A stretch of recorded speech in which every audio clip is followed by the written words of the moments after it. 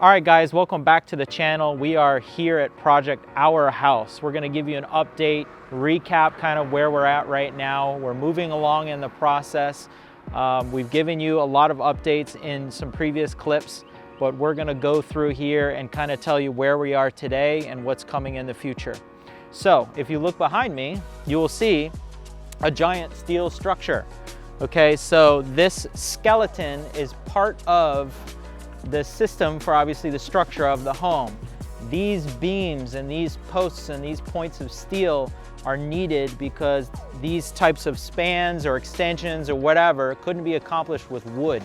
So you're seeing the skeleton here. Now this is not the only structure. Obviously wood goes in there and supplements it, or is actually the majority of it, but this is the skeleton, if you will, like the main supports for the big spans. So that is basically done. We have one little piece left that's kind of trivial, but basically all of this is prepared. This is the whole front cantilever of the house that you're seeing up top here. That's gonna be the second story kind of feature that sticks out. That's why it's got the angles on it.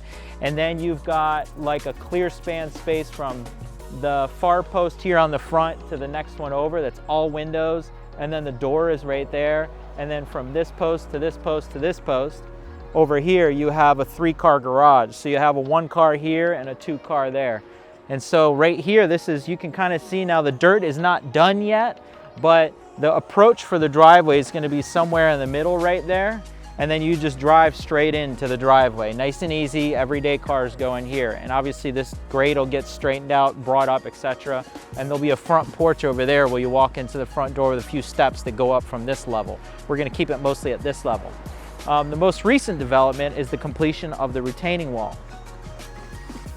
Now the retaining wall had to go in after the basement concrete because this job is a little complicated because of the layers, if you will. It's like lasagna. There are multiple layers to this house. So the first step obviously was getting the foundations in for the basement. And because of the arrangement or the size of this land, you know, we only have so much space. You can kind of see a mountain of dirt there in the backyard right now. That mountain of dirt came from this right side of the house where we had to overcut this and dig this all out so we could get the foundations in. And before we did that, we had a mountain of dirt in the front yard from digging out the basement. So it's also a dirt conversation, trying to move all this stuff around without having to haul it off and then bring it back, because that costs money, that costs time. So you kind of have to do it in stages. So we had to dig, foundation, walls, slabs for the basement, then put all the dirt back in up against the house. Then we could dig this sucker out. So we had to dig all of this out, and then we had to move the dirt to the backyard, and we used some of it for backfill behind the house. That way we could get this wall put in, and now we can backfill the wall. So you can kind of see some of these depressions down here where the foundations are. We're gonna fill all dirt right back on top of that. And then now that we have the wall in place, we can actually get this ramp, this approach for the cars going down into the house, correct and dialed in. We can move all this garbage out of the way, some of this debris, and we can actually bring the machines in here and grade this out to about 95% of what we want. And we're gonna waterproof this wall, put in some proper drainage behind it so we don't have any water issues. And there's actually a huge empty spot right behind that wall because this wall teed over. So all of that dirt back there, I'm hoping, plus some more, will have to go down inside of that hole on top of the drainage situation and the rock and all that.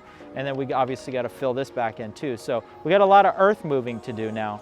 And then we can do another concrete pour. Again, we have up there on the top, we have a little section of the main level that's actually poured on slab that goes past the foundation wall.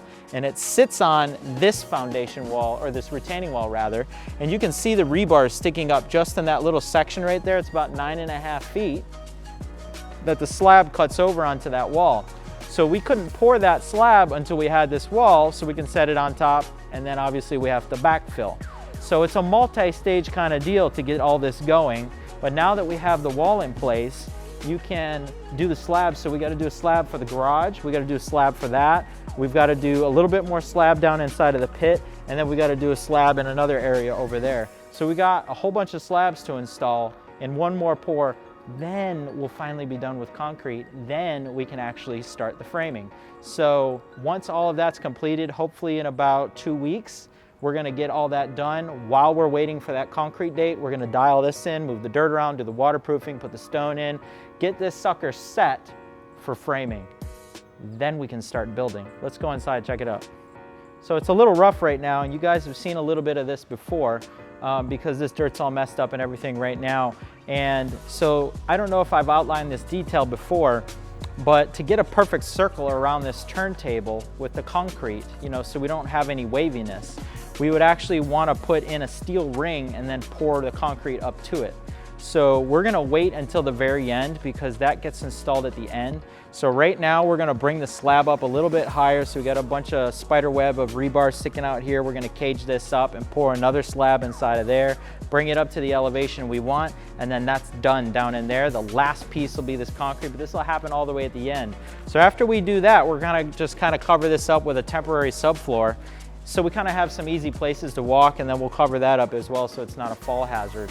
And then by and large, we'll be done down here. This floor is all gonna get polished concrete. That's why you're seeing all this temporary protection out here, because this is actually my finished floor, and I don't wanna gouge it up and scratch it up because we're gonna polish it and make it pretty. So we put down some cheap protection just to kind of keep that from happening. So now you can see over here, this is kind of the space where we're gonna have the 3-car garage on this level. So down here, this is a nice big space, and we're not gonna put any more finishing in here. It's just gonna be open like this.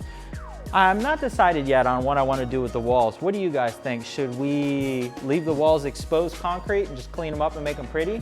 Or should we sheetrock it and put some finishings on it? I'm not sure yet. But in here, this is just car parking, so you have room for 3 cars very comfortably here because it's made for 3 above. And then obviously you've got some kind of extra space because the cars realistically won't but go probably really to like right here. So you could even park like 2 more if you wanted to here, 2 more on top of the table, and then 2 more over there. So this garage has capacity if you really wanted to pack cars in here. Obviously we won't because I only have 1 car. But we're preparing for the future. So over here, you know, we've got it set up to arrange for that. The turntable will probably be one of the primary spots where we park a car just because it's cool. And then, you know, maybe I'll put 1 or 2 over there, not really sure, but that's where the car lift is gonna be. So it's set up where it can disappear and the arms won't be there anymore. We can actually remove the arms, put them in the closet, and you can just park all through here. And obviously the turntable is gonna be poured concrete as well on the actual table itself. So this whole basement floor is just gonna be 1 big concrete slab, so you can kind of do really whatever you want. And then over here, I've talked about this before, but you can kind of see it now. Right in this section right here, there'll be a door that goes into this part of the basement. And then right here, there's gonna be like a chunk of rooms right here. This is gonna be a bathroom. These are the bathroom pipes. That's an elevator shaft, and then some closets over there.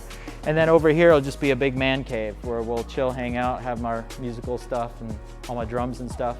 So this will be a really nice space. I actually ended up adding these 2 beams right here that you can see after the fact because there used to be a wall right here that shot down probably about 3/4 of the length.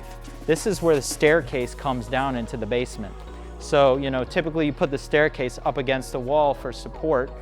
And then this wall actually is a load point for the rest of the house going up. I decided that I didn't want this wall anymore. And we had originally designed for this giant space to be 2 smaller rooms. And then I also decided I don't want to do that anymore.